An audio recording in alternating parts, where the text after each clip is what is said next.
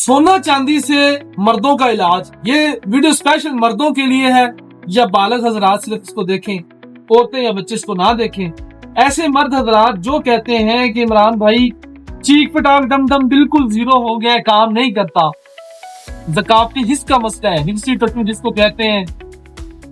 कुछ माशरे में ये चीज बाजारों में देखने को मिलती है, कुछ अपना दिमाग खराब होता है जिसकी वजह से अंदर अंदर उबाले खा खा के मनी पानी की तरह पतली हो जाती है।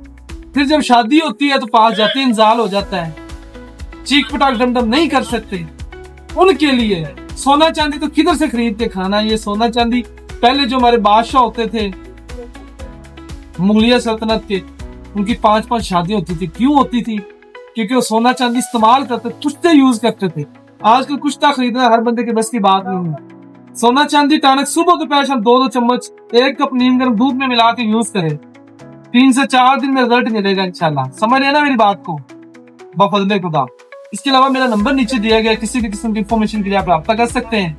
आपका भाई हर्बलिस्ट इमरान नजीर, दुआ में याद रखिएगा। टेक केयर, अल्लाह हाफिज। सोना चांदी खाएं, जिंदाबाद। बाकी नंबर नीचे दिया गया, बाकी बातें फोन पे। लंबी बातें लंबे पैक करने वाली है। अल्लाह।